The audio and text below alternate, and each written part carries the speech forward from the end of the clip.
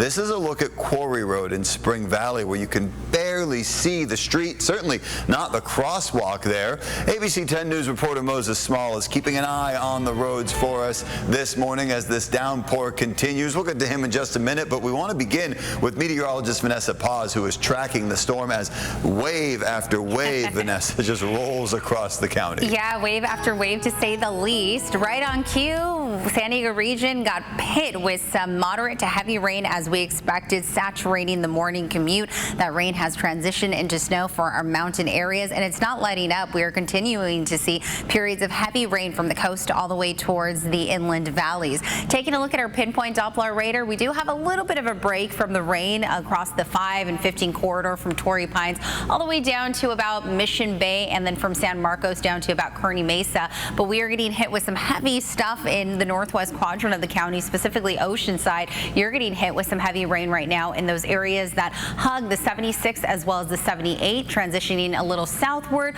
We're also seeing some heavy rain down in Delzura, Hamul along the 94, and from Alpine as you make your way towards Mount Laguna. Speaking of Mount Laguna, we have finally seen that rain transition into snow. All right, got to load back that camera, but let's go ahead and take another look at one of our other mountain sky cams. This is Mount Laguna, and you could see the snow that has fallen around those elevations that hover around 5,000, 6,000 feet. Julian also getting hit with a lot of snow, which I'll showcase in a little later in the newscast.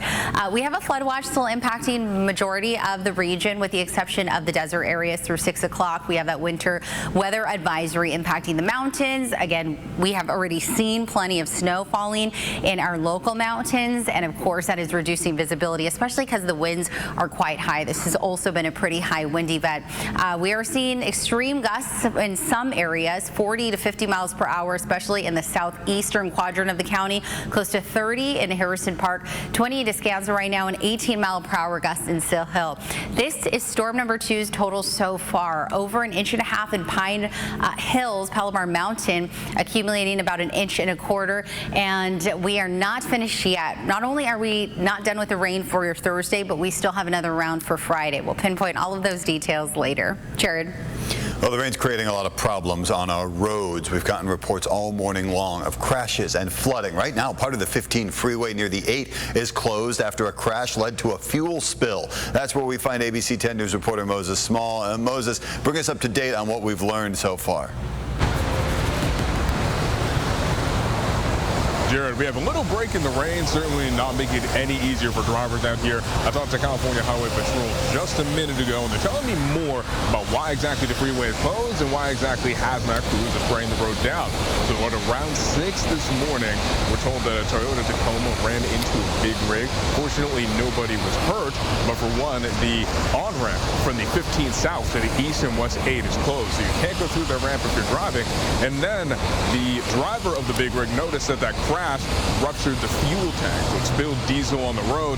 Crews have been out here all morning long cleaning it up, and now traffic is flowing in some of these lanes, but it is just a little bit more difficult for drivers. But it just goes to show how dangerous the roads can get during storms like this.